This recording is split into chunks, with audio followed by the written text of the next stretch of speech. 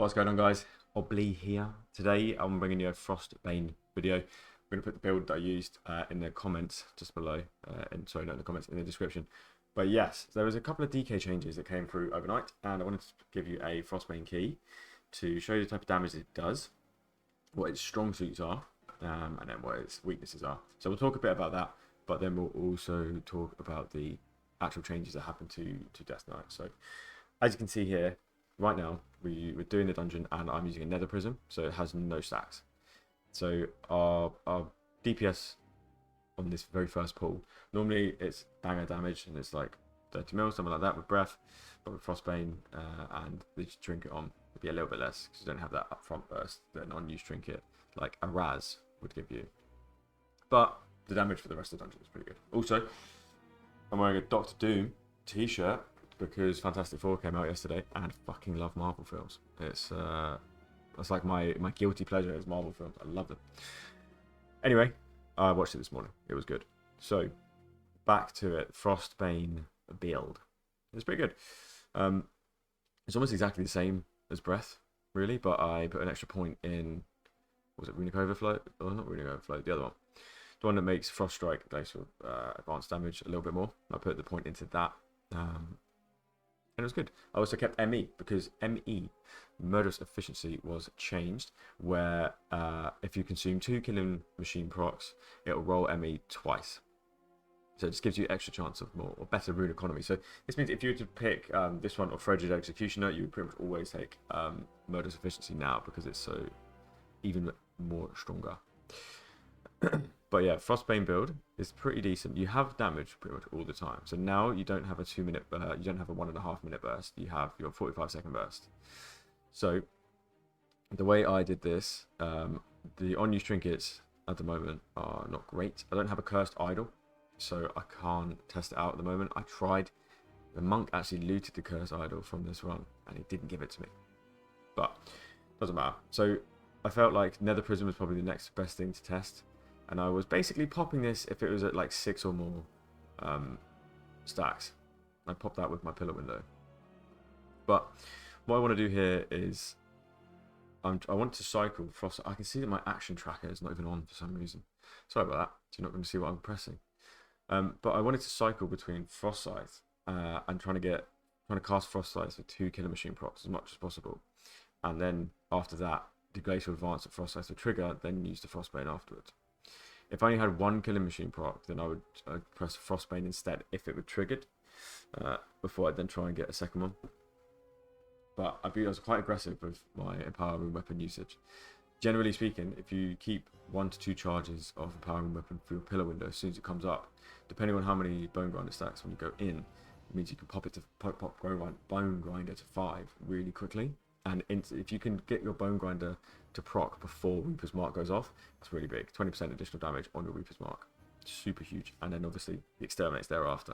You probably would get the Exterminate, so to be honest, most scenarios, even if you were late. I found that like if you try to weave an ability in rather than doing like Pillar Reaper, Frost Scythe, and Power, Frost Scythe, and Power, Frost Scythe, that's the only way you're going to get it to 5 quick enough if you're starting from 0 stacks of bone grinder.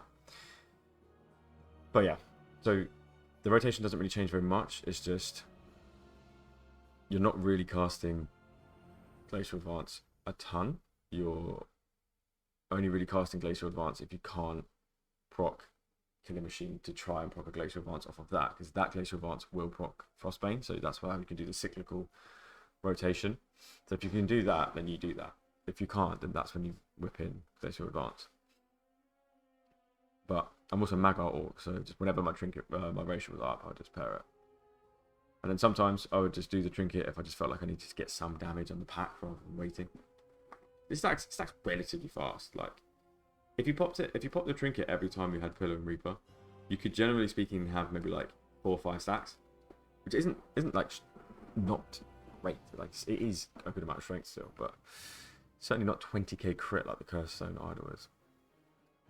But yeah. So the other Frost changes, or changes in... Yeah, we'll start with Frost.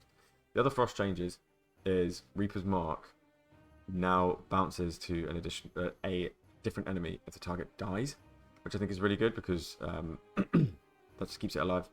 And it means if you press it on the wrong target, you're fine. Don't need to worry too much about the right target. But you still do. You still want to press Reaper's Mark on a priority target that will last a long time. Because that way your Wave of Souls debuff will last the entire time. And you'll get the full benefit of it. So a good priority target that you need to kill massively is good for your Reaper's Mark. But, what was I saying? I literally forgot. Yeah, the Reaper's Mark change. In addition to that, Reaper's Mark also now on bosses, well on mobs, won't just explode straight away under 5% HP. So I thought it was a higher threshold than 5%. I thought it was just execute range, but maybe I was wrong. But this is good because if a Reaper's Mark exploded with no stacks straight away in the execute range. Also, don't know why that was a thing, but it was. It would just not do very much damage. And so that Reaper's Mark, the main benefit of the Reaper's Mark could be like the 10% strength from the single target explosion or the exterminates to come afterwards. So now that's not going to be a thing, which I think is good. Like they obviously wanted Reaper's Mark to be something that you could press very close to something's death and just get it off straight away. But I think that there's why.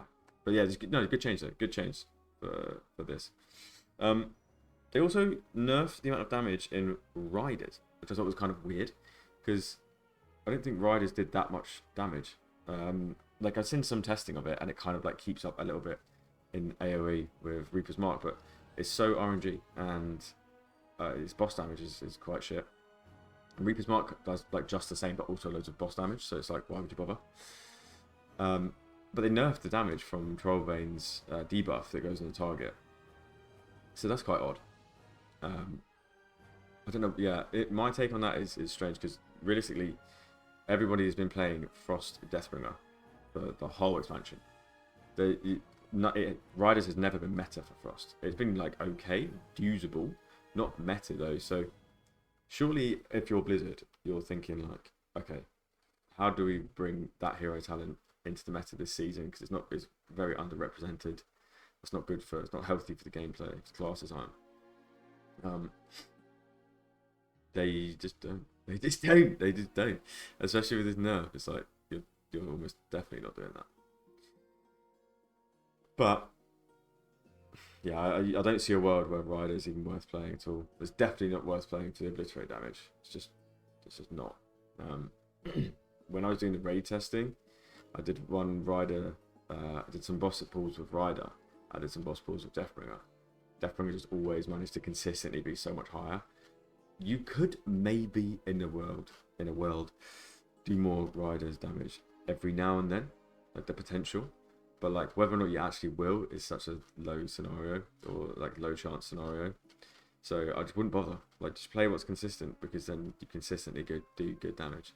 Apart from I don't know, my ethos behind things like this is like you shouldn't play for that 10% of the game where you do shitloads of damage. You should play for the majority of the time when you do like good amounts of damage, because then it's just been 10% of the time you're going to have enough damage to make something easier. That doesn't make sense. Why would you do that when you could probably have enough damage anyway, but it's slightly easier to pull off more often? So if you kill a pack quickly, that's fine, that's good, and it's going to be an easier pack to do. If you kill a pack really quickly and then every other pack after that takes forever and you can't kill anything and too many casts go off and no more defensives, that's arguably worse than just killing something just quick enough every time so that you don't have to, no one dies because they've run out of defensive, something like that. So anyway, that's my take on it. The Riders change is not, I don't know, not warranted. Like definitely not warranted, especially that as well. I don't think it's warranted. And then Unholy had some changes. Unholy undeath damage was nerfed by 20%. What? The what? What? Why? And White Mane's Epidemic, which is like, I guess they're kind of accounting for the mastery thing. But what? So weird. Unholy is not even performing well, and they nerf it. They kind of. I'm not like a drama queen, but that's a super strange change. Unholy is not an overperforming class, and it certainly is not easy. Like Unholy damage is pretty difficult to pull off consistently. And I don't understand why they would nerf that. Like Undeath, Undeath I guess is pretty much all passive damage, but you do have a play in looking at its stacks. You will stack it up yourself with Clawing Shadows. I don't think you would actively press Clawing Shadows over anything else to stack Undeath up, but you would actively press Clawing Shadows over everything else because the damage from it is so good with Bursting Swords. So that being said, Undeath stacks itself up really quickly and you don't really care. So you could not track it at all and it'd be fine. I personally track it because I just think it's helpful to have things like that and look at things like that, because like I'll know white main's out if I see the Undeath buff that's being tracked. I'm like, oh yeah, or debuff being tracked. I'm like, oh, okay, white main's out. But it wasn't doing tons of damage. I don't know if they were trying to just keep it in line with Sand Lane, because Sand Lane's currently doing pretty shit damage.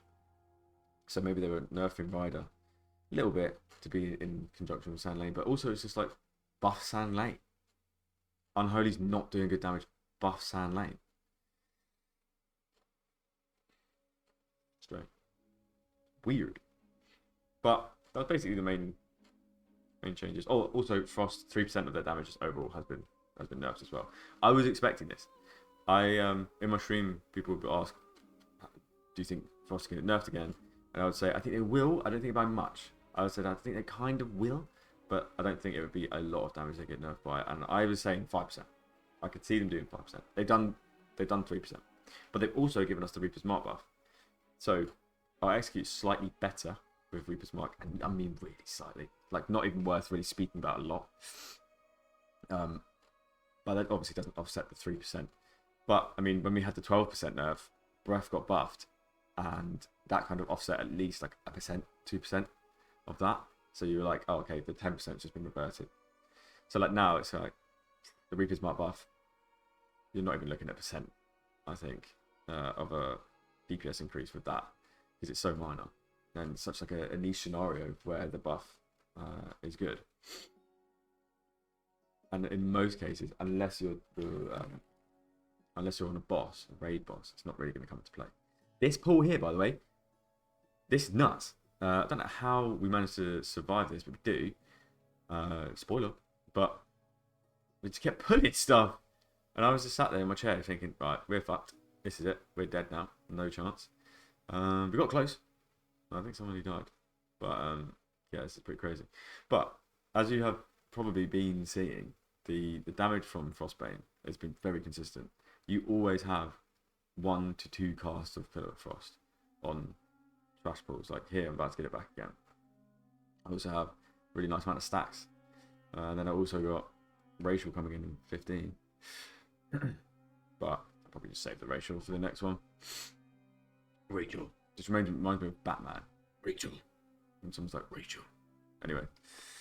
Fucking weirdo. Doctor Doom. Yeah, so changes overall. Mate, I'm just happy it's not more. I'm just happy they're not touching the rotation for Frost. I think it's great. Got it down to T now. Really enjoy it. Super cool. I'd like to see some sims and have a look at like if what I've been doing in game reflects in sims. That would be cool. And then I'd be like, this is most definitely the way to go. But like, I am doing some pretty decent damage on the PTR at the moment, and I think the rotation that I've got going on is pretty good, and it's not hard. Like, generally speaking, there's a certain priority list. I'm not going to share that now in this video, but I will share it in my Frost guide that will come out this week. I think I'm going to be safe to post this week without any major changes coming to Frost. So I'll get my guide out this week for you guys to have a look at, and then if I need to update it, then I will. If they make any major changes, I will update it. But yeah, the Frost guide's looking fine, looking pretty easy. Unholy guide, not as expertised with the Unholy guide. So we'll see. The Unholy guide, I might wait for the patch to drop before I drop that, because Unholy basically plays the same as before. There's not really anything new to say with Unholy, whereas there's lots of new stuff to say with Frost. So I don't need to get that out. You guys know how to play Unholy, especially Rider. Rider is so easy. You think Sand Lane is like relatively difficult because you have that buff to keep up all the time. Yeah, imagine there's no buff. You just have wounds. Fucking is piss. I know everyone's going, oh, I hate wounds. I hate wounds. what? At least it's not boring. You know what I mean? Like, you hate wounds because you're shit at wounds. That's it. Sorry. I don't want to be...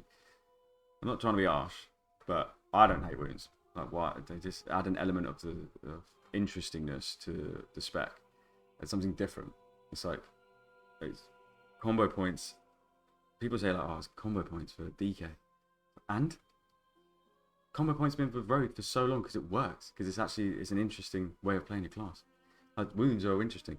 But what wounds do are not interesting. Just flat damage. That's not interesting. If they did something more interesting, obviously you have the strength benefit. That's good. That's an interesting thing. You have the Festing Scythe benefit. That's good. That's an interesting thing. If I think they should be tied to summoning minions. Like, pop 5 wounds, summon a minion. Summon Apocalypse Ghoul.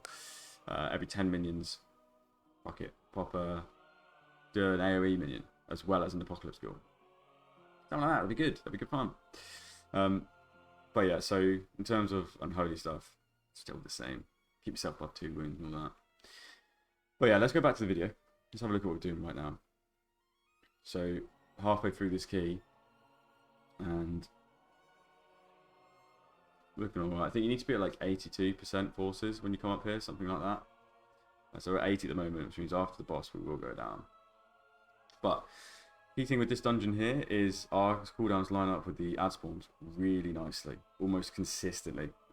So if you did pillar now, for example, you would just have to wait. So like I did pillar now, so I had to wait for the ad spawn when they came in. This is not a good use of your cooldowns. I would actually, now looking back at the footage, I would have just waited to now. You want that Reaper's Mark explosion on all the ads. It's fine now, like it's not an issue. Everybody else is bursting, the monk is pumping, so it's like whatever. But in the next wave, you most certainly want to pair it because you want your exterminates to cleave, and you want that AoE burst from Reaper's Mark as well. So that's the good thing about this. Also, with this boss, you can Icebound Fortitude to stun. So you don't need to worry too much about doing loads of damage done to you. And you can move to the ads if you need to because of the Icebound Fortitude. It would be so sick if we had A-Bomb Limb here. This is why they got rid of A-Bomb Limb, this boss. Because if we had A-Bomb Limb here, we'd be too strong. Fair enough. Makes sense. Just notice my Raised Dead never goes off. So that's silly. Never summon that. It's probably like 0.5% in the whole dungeon damage gone. But yeah, you see that? Ads is dead. Ads just creamed. Quick ads. I should have popped my trinket here as well, and I didn't because I'm a silly sausage. But it's fine because I am going to have my trinket now for the next pull after this. I think maybe I was thinking in my head, what if I just save it for the big AoE pull that's coming? So I thought we were going to pull the Hound Masters in the next room, and that would be a big pull, and I'd have like 15 stacks on my trinket. Big, but no, we didn't do that. One more wave of these ads. So at this point, 4% boss HP. I wouldn't even bother. I grabbed that guy and I was like, why am I doing that? There's no point to kill Echelon. You can also Death Advance that to stop the knockback, but I just don't do it. So yeah, look, I've got 15 stacks of this. That's a massive accumulation. That's big. I've also got 20 stacks of Cryogen. It's also very big. As part of my Season 3 Weak Aura pack, I added the Pacemaker, because it's quite possible the Pacemaker will be a good trinket to use again this season. It won't be often that the Pacemaker will line up with your cooldowns, but there will be times, and when it does, and you do your on use, it'll be pretty big. Mage, no. Monk dies here, which is pretty shit for us. I wonder if the Monk would have pumped on this pull if he did. But look, with the cooldowns, with the 15 stack trinket, we are doing some pretty hefty damage. It's not like, not incredible, but like it's still good. Still alright. Mage dies here now as well. Not great. I'm going to go ahead and say that the Monk probably... And the Monk dies again! Shh, I didn't even see that during the key here. I had a choice of damage buttons to press there. I was choosing between Frost Scythe with the Killing Machine proc or Glacial Advance. And obviously, I only had one Killing Machine proc. But it made sense to do those because then I would have procced my 5 stack of Bone Grinder. When you have I'm using dual wield here as well because with Frostbane, you want to have Razor Ice in your main hand because of Shattering Blade. Because when you're not doing Frostbane, your main target, you want to be stacking up those Razor Ice stacks quickly so that in single target your Frost Strike will consume them. Obviously in AoE, the thing that's really putting the pounds on the ads is Glacial Advance. Obviously your main target that you're fighting will stack up really quickly. The Glacial Advance is applying Razor Ice to everything that it hits, and that's where you get your big Frostbane hits from. So just to let you know about Frostbane, Frostbane triggers off of Glacial Advance, and it's like a cone in front of you, like a sweeping cone. You press Frostbane, and it basically costs the same, acts the same as like Frost Strike, but it consumes all of the Razor Ice stacks on the target in that cone to do additional damage. So it's very good, very decent, and we'll see the damage breakdown at the end, how much we do. But yeah, this is a big pull. You can kind of tell without the trinket, we do like half as much damage. That's okay. Oh, okay, yawned. Very tired. Oh. Apologies, friends. But yeah, doing stuff like this, I've been religiously on the PTR for so long. I'm very, very excited to actually play this live. It's going to be great. And what's even better is the latency. Not having to play with the latency is going to be so good. I can't. It's so annoying. Especially half the time, I want to like last minute grip stuff or like interrupt or do some CC, and because of the input lag, I've already cast a spell and somebody else has done it, which in live I could have just not done.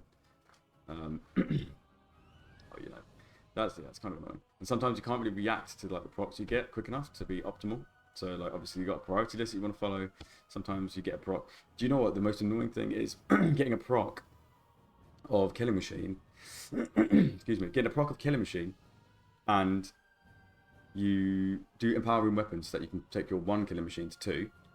And in the time it takes you to press Empowering Weapon and then press that Obliterate or Frost Scythe, you auto attack crit. And then your Empowering Weapon goes off, and you're like, what? So like, let's say you do a Frost Strike and there's an auto attack there, and then you need to do Empowering Weapon, it's half a global, and then you do Obliterate afterwards. When you cast Frost Strike here, I'm already thinking I will do a Empowering Weapon afterwards, because you want to be quick, and you do Frost Strike, Empower, but between here, Frost Strike and Empower, you get an auto attack proc, so now you're at 1 Killing Machine. You're like, okay, Frost Strike, Empower, fuck, I've now just wasted an Empower proc, an Empowering Weapon charge, because I wanted it for a specific reason. During Pillar, that's not so bad of a thing, because during Pillar, casting Empowering Weapon also makes your next Killing Machine spender free. So like Frost Scythe, Obliterate will be free. So that's like it's added benefit. It's like, oh, okay, didn't get the Killing Machine charge off of it, fair enough. But I did get 40 runic power and was able to cast this for free. So if I couldn't cast it, so like for example, Bone Grinder really wants to go off, like there in the right there. I wanted to cast Bone Grinder and I couldn't because I was waiting for the runes. I could have just done a Power Weapon to get the runes back, or to get the free ability cast and then get the Bone Grinder procced off quickly. There's more of a thing that you want to focus on when you've got like Reaper's Mark on the target. Then it's just like get that Bone Grinder done ASAP, no matter what the cost. If you overcap, if you waste a charge, just do it so that you can get the 20% frosting. And then what else is shit is when you have so because I've been playing dual wield, I get I get the Killing Machine procs quite a lot. When I'm playing two-hander, I feel a lot more like I get 4 stacks of Bone Grinder and don't get that last Killing Machine, or don't have an Empowering Weapon to do it, to proc off that 20. And you know what that feels like? It feels like blue balls. When you're at 4 stacks of Bone Grinder and you just can't get the can't get that last Killing Machine proc just to proc it, you know exactly what I'm saying. That's when you're in bed and with your loved one and you can't. You're trying to push yourself over the edge to get it done and you can't. That's 4 stacks of Bone Grinder right there. Anyway, so we're now come up to the end of the dungeon, which is great. Great news. So with this Inquisitor man, Inquisitor Cigar, basically, the way you want to do this, he will do his Dark Communion every 30 seconds. Does it once at the start. If you just move him away, He won't summon as many of these manifestations of envy, I think. But you just let him just do that cast. Don't do any of your cooldowns. Wait for him to finish the Dark Communion cast. Killed here by something. Not really sure why, but anyway. Wait until he finishes his Dark Communion cast, and then pop everything. And then you have 30 seconds to burst him down as fast as you can. If you get to 30 seconds, he's not dead. Fine, doesn't matter. But he will only heal like 20%, something like that, of his HP bar. Doesn't heal a lot. So you just get him again. You doom in again afterwards, and then he's dead. That's the best way to do this gauntlet. Don't bother with like killing the ads first or anything like that. It takes far too long. Just go straight for the guy and let him do his heal first, then pop over your cooldowns, nuke him down. Then he's fine. As a DK, you can AMS his thing as well here. Like, see here, Dark Communion. He heals to like 26. Let's say he healed roughly, I think it was like 18%, something like that. It's nothing really. You can easily outdamage that. So because I died, and because I also I didn't realize Dark Communion was every 30 seconds until this very pull. I just thought it was like maybe a random cast. But now I know it's every 30 seconds. That is the best way to handle it. But looking good. Now, for weak auras and stuff like that with Frostbane, you can't cancel aura of Frostbane now, which you could before. So the single target that Frostbane provides is nothing, is not good compared to Froststrike. Froststrike does way more damage in single target than Frostbane does. However, there's nothing you can do about it, so you just have to just cast it. So in terms of like weak auras and macros for Frostbane, I wouldn't really suggest any macro other than like the Reaper's Mark and Pillar macro if you want. I don't personally run that. And then there's no specific real burst macro. Like, sorry, I was typing something here, so I didn't go straight in. But like you could tie Magor Racial to Pillar with a macro for that, or you can macro in like a Trinket. The trouble is with Nether Prism, you don't want to do it every time you do Pillar. You maybe do it like every other time you do Pillar. So I wouldn't recommend macroing your Trinket to Pillar. If you won't run like an Araz Forge or a Cursed Stone Idol, then yeah, fair enough. You could do that with no problem. You just macro it all together and it will just proc when it procs. Especially with the Racial. But yeah, there's no real need. Now here on this boss, you can get real up close and actually soak a few lines. Also, I could be a team player and do the anti-magic zone, but I didn't because I hate my friends. Sorry, they're not my friends, they're just people I play with. Unless it's one of you guys, then it definitely is my friend. But yeah, this boss is pretty awful. You know what? I'm not a big fan of when the things hit each other and just do like half of your HP because they hit each other. So like, what's the tech with that? Are you just trying to stand in a way where you're never your back is never towards a statue, so that the other statues won't hit? I guess that's that tech. So like right now, for example, not tech. I don't know, but yeah, I'm looking at the timer now and I'm thinking 1 minute 30, mechanic fine. I was thinking, right, we've got enough time to do this. I was shitting myself here because somebody didn't soak their line. When you do this boss, just always soak the same line. Don't fuck around and go to a different side. Just soak the same line in roughly the same area that you soaked before. If you go to somewhere else because you're nearer there, you're just going to confuse the person who was there before. So just go to what you've soaked before. It's not that hard. Always just pick a line on the first one and then just do that one every time. Anyway, I've stacked up a lot of my trinket and I haven't actually procced it yet, but I probably should have used my trinket on the last pillar go that I did for here before. But now I'm doing this pillar go here. It's not too bad. Annoyingly, it's quite often that you cast pillar and you have to move away because of that guy. But yeah, so I didn't loot the trinket there, but that's Frostbane, and then that's the Frostbane damage. Thanks for watching, guys. Peace.